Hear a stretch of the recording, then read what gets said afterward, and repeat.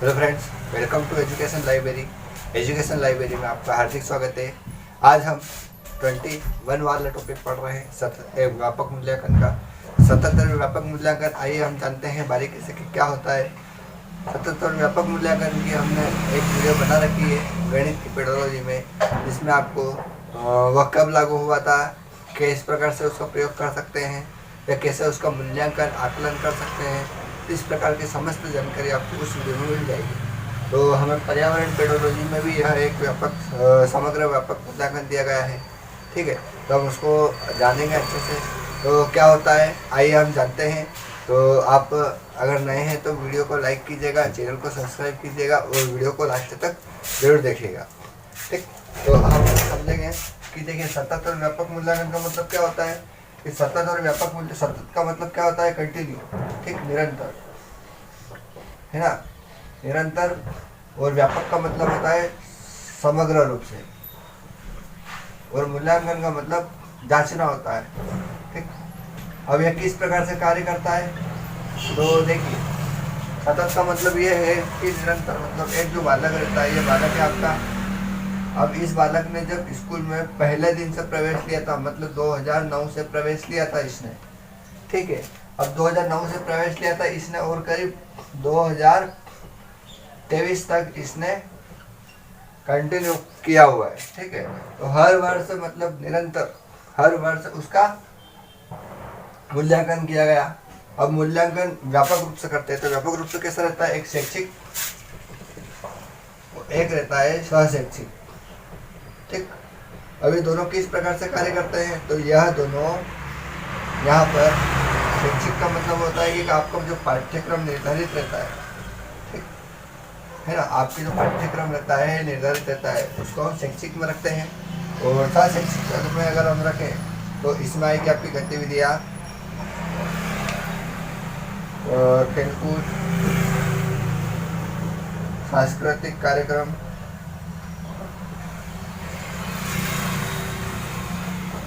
इस प्रकार के कार्यक्रम आपके यहाँ पर हो सकते हैं। ठीक है, देखिए, छोटा सा है, कुछ नहीं। सतत व्यापक का मूल्य, सतत मतलब सभी प्रकार का, है ना। निरंतर मतलब, इसका मतलब निरंतर होता है, जो कंटिन्यू हमेशा चलता रहता है। और व्यापक का मतलब क्या होता है, कि व्यापक का मतलब समग्र, शैक्षिक और सहशैक्षिक, ये दो प्रकार के बताए गए हैं। शैक्षिक और सहशैक्षिक में आपका मानसिक भी आ जाता है, शारीरिक भी आ जाता है और संवेगात्मक भी आ जाता है। इसमें सबका समग्र मूल्यांकन हो जाता है, तब जांचते हैं, उसको हम बोलते हैं। अब देखिए, लागू कब किया गया था, तो ये आपका लागू किया गया था 1 अप्रैल 2010 को। ठीक, 1 अप्रैल 2010 को लागू किया गया था। अब इसमें देखिए, इसमें शिक्षा का निःशुल्क अधिकार भी साथ में था। ठीक, शिक्षा का निःशुल्क अधिकार भी था। ये कितने 6 से 14 वर्ष के बच्चों को निःशुल्क शिक्षा दी जाती है। ठीक है, तो आप इसको डिटेल में और अच्छे से जान सकते हैं वहाँ पर जाकर। अगर आपने वो वीडियो नहीं देखी तो आप प्ले लिस्ट में देख सकते हैं। आगे हम इसमें जानेंगे कि इसमें क्या होता है। तो देखिए, इसमें सतत व्यापक मूल्यांकन में क्या होता है कि जो सीसीई, ठीक है, इसको सीसीई बोलते हैं शॉर्टकट में। तो जो सीसीई होता था, इसमें हम क्या करते हैं, प्रश्न पूछना होता है। और प्रश्न पूछने के अलावा जांचना होता है। ठीक, आपको प्रश्न पूछना पड़ेगा, प्रश्न का अलावा वो बता सकते हैं। इसके अलावा हम देखेंगे इसमें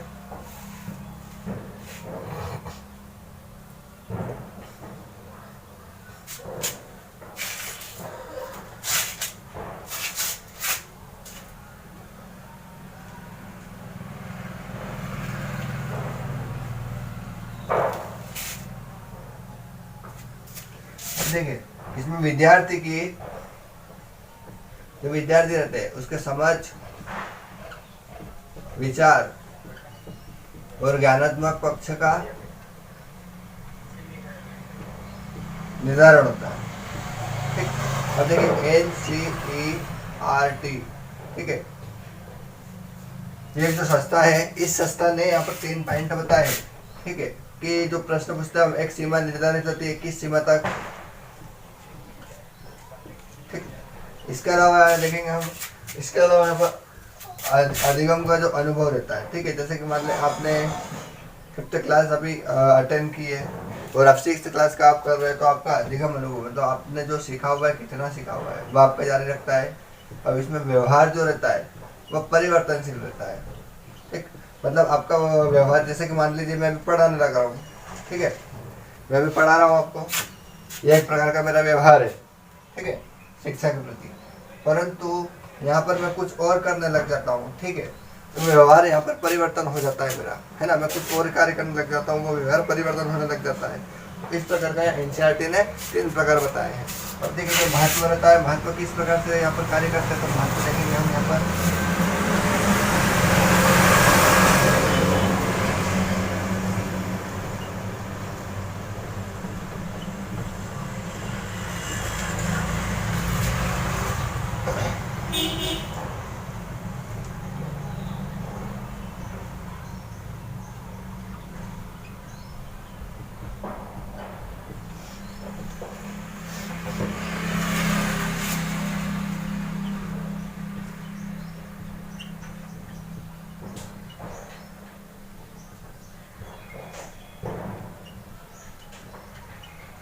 अब देखिए यहाँ पर महत्व देखेंगे हम, तो महत्व किस प्रकार से बताया गया है।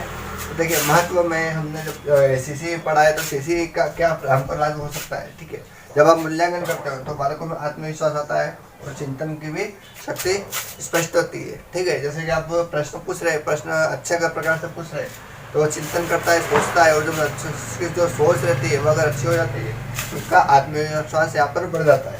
इसके अलावा देखिए रुचि और स्वसमझ, देखो दोनों ये एक प्रकार से दोनों कंबाइंड रहती है। क्यों? क्योंकि रुचि की अगर बात कर रहा हूँ तो बालकों को सबसे पहले यहाँ पर रुचि जागृत करना जरूरी होता है, ठीक है, जैसे कि आप पर्यावरण पढ़ा रहे हैं, तो पर्यावरण में अगर बालकों को प्राकृतिक संसाधन के आधार पर रुचि प्रदान करेंगे, ठीक है, रुचि जाहिर करेंगे, तो वह स्व समझ रखेगा। स्व समझ इस प्रकार से रखेगा कि जैसे कि मान लीजिए आपने बता दिया कि पानी है, आपने एक बार पानी बताया, अब पानी का प्रयोग कहाँ कहाँ पर होता है, ठीक है, या पानी की कहाँ कहाँ आवश्यकता पड़ती है, इस प्रकार की वह समझ यहाँ पर रख सकता है। अगले बात में अनुभव की जानकारी, तो हमने अभी देखा था यहाँ पर कि अधिगम अनुभव, ठीक है, परंतु अनुभव की जानकारी दिया गया है। जैसे कि मान लीजिए आपको हम पिछले हफ्ते भ्रमण पे लेकर गए थे, ठीक है, तो आपको कुछ अनुभव हुए, आपको कुछ जानकारी हुई, तो वह विचार विमर्श की प्रक्रिया के द्वारा आप विभिन्न छात्रों के समक्ष या फिर कक्षा में यहाँ पर जाहिर करेंगे। तो इस प्रकार से भी आप यहाँ पर लाभ प्राप्त कर। अब देखिए नेतृत्व गुण भी मिलता है। नेतृत्व गुण इस प्रकार से मिलता है कि जैसे कि अगर आपकी इसमें क्वालिटी है, ठीक है, एक विशिष्ट प्रकार की जो क्वालिटी है ना, अधिगम क्षमता जो आपके अंदर है सीखने की, उसमें अगर आप अलग हो तो आपको नेतृत्व क्षमता रहती है, वो गुण रहते हैं, वह स्पष्ट यहाँ पर दिखते रहते हैं, ठीक है। तो इस प्रकार का महत्व देखें, यहाँ पर प्रश्न निर्माण की बात होती है, ठीक, हमने प्रश्न निर्माण का एक टॉपिक पढ़ा हुआ है, अगर आपने वह नहीं देखा है तो आप जाकर बाल विकास में देख सकते हैं। तो प्रश्न निर्माण में अगर हम देखेंगे तो प्रश्न निर्माण में देखिए सबसे पहले क्या होता है कि आपको प्रश्नों की जो संख्या रहती है ना, वो जो बालक रहते हैं अधिगम अनुभव वाले या फिर जिस प्रकार से उनकी मानसिक शक्ति रहती है, इस प्रकार के जो बालक रहते हैं उसके हिसाब से आपको प्रश्नों की संख्या यहाँ पर डिफाइन करना रहती है। जैसे कि मान लीजिए आप कम से कम यहाँ पर 3री क्लास को पढ़ा रहे हो, तो इन बालकों में आप कम से कम 5 प्रश्न पूछ सकते हैं, ठीक है, परंतु इनके जो मानसिक विकास रहता है उस आधार पर आप प्रश्न पूछ सकते हैं। अब प्रश्नों की संख्या के अलावा देखेंगे हम ज़्यादा से ज़्यादा समय देना आपको, ठीक, ज़्यादा से ज़्यादा समय देना। अब ज़्यादा से ज़्यादा समय देने में क्या होता है कि अगर बालकों को आप सोचने के लिए ज़्यादा समय देंगे तो बालक उतनी अच्छे से आप वो कार्य कर सकता है। अब ज़्यादा समय के अलावा आप देखेंगे यहाँ पर, तो यहाँ पर एक ऐसा उदाहरण देते हैं कि आप क्या सोचते हैं, ठीक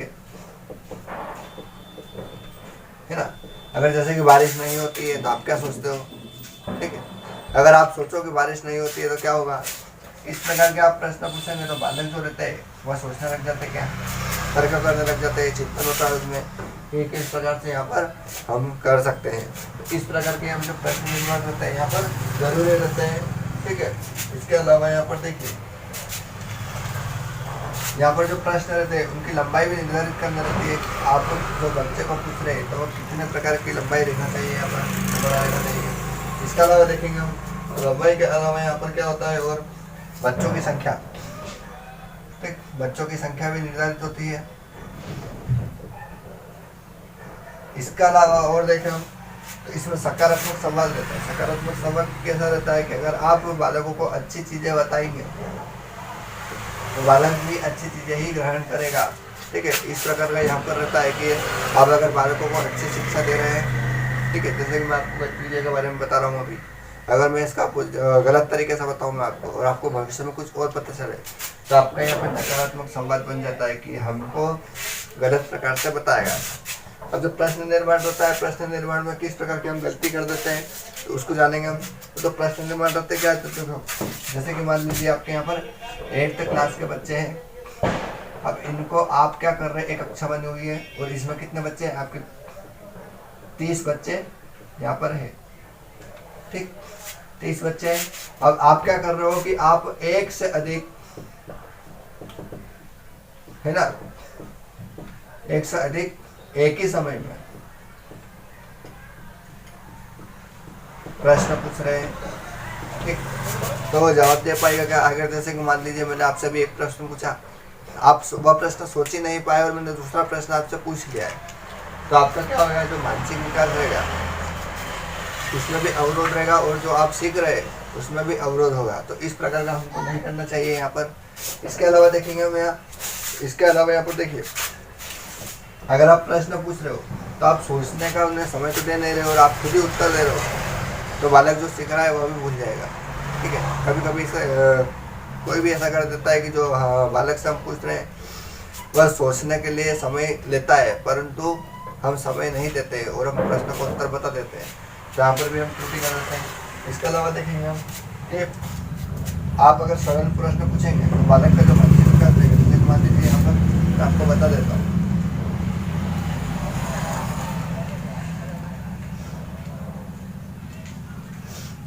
ठीक, ये अगर ग्राफ है, इस ग्राफ के माध्यम से अगर आप यहाँ पर चढ़ना प्रारंभ करेंगे तो आप सबसे पहले यहाँ पर कैसे पूछेंगे, छोटा, फिर उससे बड़ा, फिर उससे बड़ा, फिर उससे बड़ा, फिर उससे बड़ा और फिर उससे बड़ा।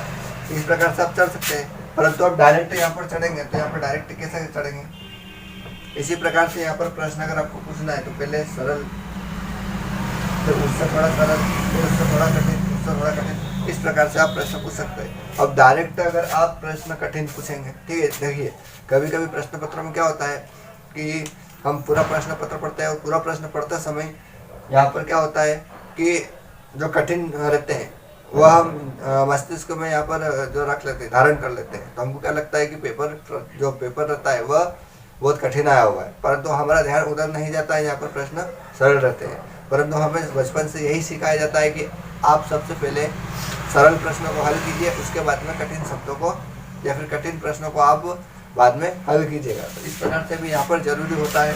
इसके अलावा देखेंगे हम एक ही प्रकार का प्रश्न पूछना बार बार। ठीक है, जैसे कि मान लीजिए हमने जल से संबंधित प्रश्न पूछे, ठीक, इसी से प्रकार में संबंधित यहाँ पर बार बार आप प्रश्न पूछ रहे हैं तो यह भी गलत है।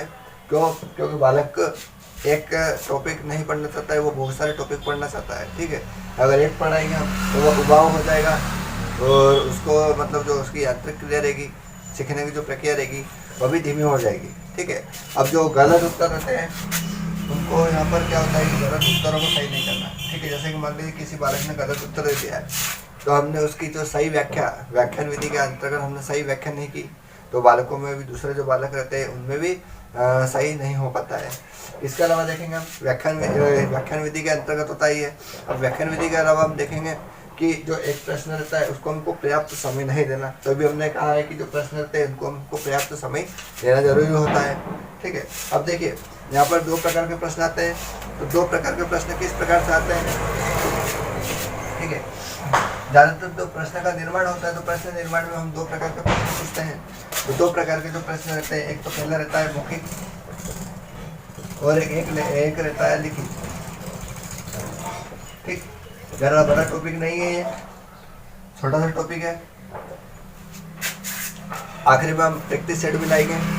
ठीक है, तो मौखिक और लिखित प्रश्न पत्र में यह रहता है कि मौखिक जो रहता है वो उसका जो मानसिक विकास रहता है उस आधार पर किया जाता है और लिखित जो रहता है वो मानसिक प्रक्रिया आधार पर करते हैं, पर उनका जो शब्दकोश रहता है उस आधार पर हम यहाँ पर बांट देते हैं। ठीक है, तो इनमें देखो क्या होता है कि देखिए आत्मविश्वास में वृद्धि होती है। ठीक, अब देखिए आत्मविश्वास में वृद्धि किस प्रकार से होगी। तो अगर आप बालकों से किसी प्रकार की घटना का वर्णन के बारे में पूछते हैं, ठीक है, जैसे मान लीजिए अभी दीपावली त्योहार है, अब बालकों से आप मौखिक रूप से पूछते हैं, ठीक, तो उनके आत्मविश्वास में वृद्धि होगी। तो क्योंकि अगर आप अभी पूछ रहे हैं और अगर उन्होंने सही बता दिया है, तो अगर अगली बार से आप कुछ मौखिक घटना के बारे में पूछेंगे तो वह भी आत्मविश्वास के साथ में वह बता देंगे, उनके आत्मविश्वास में वृद्धि हो जाती है। इसके अलावा देखेंगे हम विस्तृत ज्ञान रहता है यहाँ पर, ठीक। अब विस्तृत ज्ञान किस प्रकार से रहता है,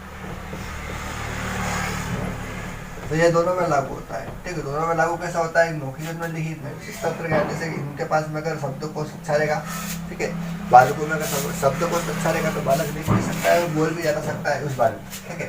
नेतृत्व ज्ञान की बात करें तो देखिए हम नेतृत्व गुण देख चुके हैं। नेतृत्व गुण में यही रहता है कि अगर मौखिक लिखित का अगर मानसिक विकास का अनुसार सही हो, स्पष्ट हो, तो नेतृत्व कर सकते हैं। इसके अलावा देखेंगे हम यहाँ पर रुचि, ठीक है। बालकों में सबसे पहले अगर आप अध्यापन करवा रहे हैं तो उसको अभिप्रेरित करना पड़ेगा, ठीक है, उसकी अभिक्षमता को जानना पड़ेगा। अभिक्षमता को जानने के बाद में उसकी अभिप्रेरणा जो रहेगी उसको रुचि के माध्यम से यहाँ पर बढ़ाना पड़ेगा, ठीक है। जैसे कि मान लो आप पर्यावरण में कुछ टॉपिक पढ़ा रहे तो उनको पहले रुचि जागृत करके उनको इस बारे में बता सकते हैं, ठीक है। इस प्रकार का रहता है। इसके अलावा देखिए यहाँ पर जो उनके विचार रहते हैं उनको प्रबल बनाना चाहिए, ठीक। विचार प्रबल बनाकर हम उनका जो मानसिक विकास रहता है उनको हम और अधिक बढ़ा सकते हैं। अब देखिए उसके अलावा देखिए संयम उत्तर देना। संयम उत्तर में कैसे देना, जैसे कि मान लीजिए वाद विवाद होता है, वाद विवाद में अगर हम किसी प्रकार का उनसे प्रश्न पूछते हैं, ठीक है, तो प्रश्न पूछते समय क्या है कि वह उनका अगर आपा हो सकते हैं, ठीक है, तो वो समय का कारण होता है। अगर हम उनका समय का ध्यान रखेंगे और समय को सही दिशा में लगाएंगे तो यहाँ पर जो उत्तर रहते हैं वो सही रूप से वह दे सकते हैं, ठीक है। और ज़्यादातर देखिए आप प्राथमिक स्तर के बच्चों को पूछते हैं, ठीक है, तो वहाँ पर क्या होना चाहिए, जो प्रश्न रहते हैं उनको अपने शब्दों में लिखना चाहिए। जैसे कि मान लीजिए यहाँ पर एक प्रश्न रहता है उदाहरण के तौर पे कि परिवार के बारे में अपने शब्दों में लिखे।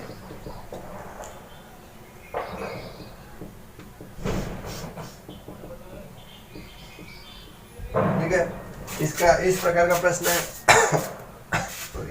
इस प्रकार का प्रश्न है कि परिवार जो रहता है उसके बारे में आपको अपने शब्दों में लिखना है।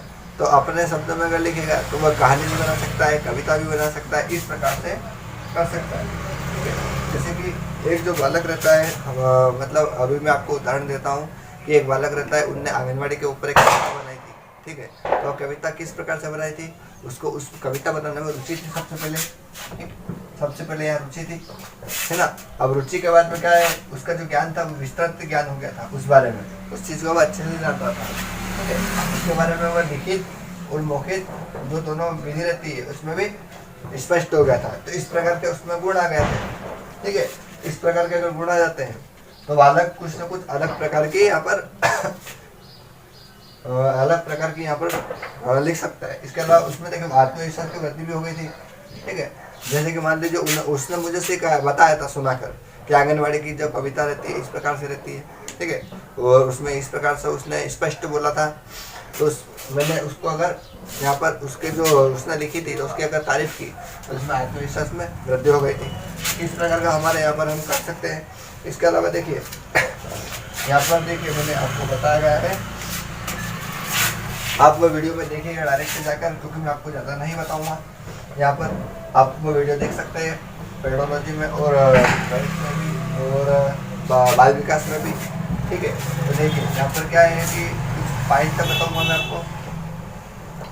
इस प्रकार से आप देखिए वर्कशीट क्या होता है आपने एक वर्कशीट दे दी है, ठीक है, खाली पेज दे दिया है, उसमें प्रश्नों के बारे में है और प्रश्नों के बारे के बाद में उनको अपने शब्दों में लिखना रहता है, ठीक है। वह बालक घर भी लेके जा सकते हैं और उसको अधिक समय तक संग्रहण भी कर सकते हैं। संग्रहण करने के अलावा जो उसमें मूल्यांकन रहता है वह भी आप स्पष्ट रूप से कर सकते हैं, ठीक है।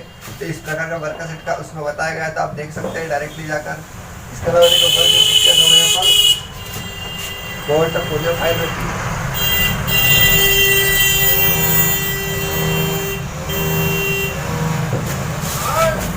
पोर्टफोलियो फाइल रहती है, तो पोर्टफोलियो फाइल में क्या होता है कि बालकों का यहाँ पर हमने सतत देखा है, ठीक है, सीसी जो देखा है इसमें किस प्रकार का मूल्यांकन होता है, तो उसमें सभी प्रकार का मूल्यांकन होता है। तो वहाँ पर पोर्टफोलियो जो फाइल रहती है उसमें भी ऐसा रहता है, बालकों को एक फाइल कर दी जाती है और उसमें विभिन्न प्रकार की जो भाषा विकास रहता है, चित्रात्मक रहती है, बहुत सारी ऐसी गतिविधियाँ रहती है, उस प्रकार से उसमें करवाई जाती है। तो यह भी आप देख सकते हैं। अब देखिए यहाँ पर इसके अलावा व्यक्तिगत प्रोफाइल रहती है।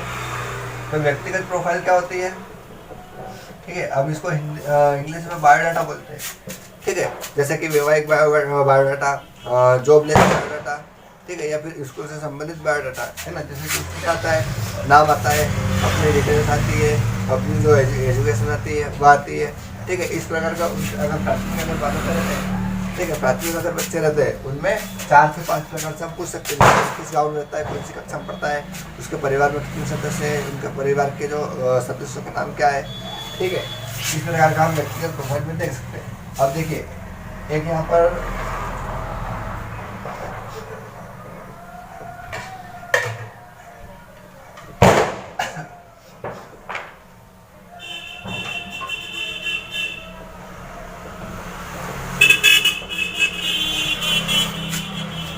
यहाँ पर एक क्या है एनेक्डोटा का मतलब क्या होता है कि यहाँ पर बालकों को उनसे संबंधित गतिविधियाँ करवाई जाती है उनकी रुचि के अनुसार, ठीक है। एक प्रश्न पत्र या फिर एक वर्कशीट ऐसी दी जाती है, उसमें विभिन्न प्रकार की गतिविधियाँ कर सकते हैं, उसके माध्यम से शिक्षक मूल्यांकन कर सकता है, ठीक है। अब केस स्टडी के बारे में, तो केस स्टडी के बारे में यहाँ पर इस प्रकार से देख सकते हैं कि जो बालक रहते हैं व्यक्तिगत विभिन्नता के आधार पर रहते हैं, और व्यक्तिगत विभिन्नता के आधार पर बालक का जो मानसिक विकास रहता है वह अलग अलग होता है। और उस आधार पर केस स्टडी के लिए बारे में आप जैसे मान लीजिए आप यहाँ पर माध्यमिक स्तर की बात करें, तो माध्यमिक जो स्तर रहता है उसमें जो बालक रहते हैं, जैसे कि मान लीजिए 7th क्लास का बालक है, अब आप उसको भ्रमण पर लेके गए और भ्रमण पर लेकर जाने के बाद में जब विद्यालय में वापस लौटा है तो आप वहाँ प्राकृतिक वातावरण के बारे में उनको एक टॉपिक दे दिया कि आप जहाँ पर घूमने गए, ठीक है। जैसे कि बालक ऐसी जगह घूमने गया था जहाँ पर प्रकृति का समावेश हो रहा था, जैसे कि जल और वायु का, रोशनी और वायु का इस प्रकार से समावेश हो रहा था। आपने इस प्रकार से बताया था कि बालक को एक संक्षिप्त लेख लिखना है अपने सफर में, तो इस प्रकार से वह केस स्टडी करता है, उस बारे में अच्छे बुरे वर्णन करता है, क्या लाभ मिलता है, उसने किस प्रकार की चीज़ें नहीं देखी है, किस प्रकार का अनुभव उन्होंने प्राप्त किया है, इस प्रकार से हमें यहाँ पर केस स्टडी कर सकता है। तो ये हमारा छोटा सा आज का टॉपिक था। अब हम प्रैक्टिस सेट देख लेंगे हम।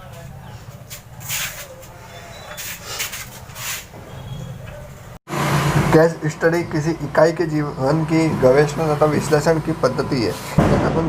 ये कथन युग का है। क्यों? क्योंकि ये कथन जो है ये युग ने ही दिया था, और युग क्या होता है? जीवन होता है। कीवर्ड पकड़ लीजिएगा आप। कीवर्ड मतलब जीवन। जीवन को हम क्या बोलते हैं हिंदी में? युग बोलते हैं। ठीक है, इस प्रकार से आप कीवर्ड पकड़ सकते हैं। अगला प्रश्न देखें हम। शिक्षा का अधिकार अधिनियम किस वर्ष लागू किया गया था? लागू करने की बात आ रही है 2010, 2007, 2008, 2011। तो आपको पता होना चाहिए जो सतत व्यापक मूल्यांकन और शिक्षा का अधिकार रहता है वह 2010 में लागू किया गया था।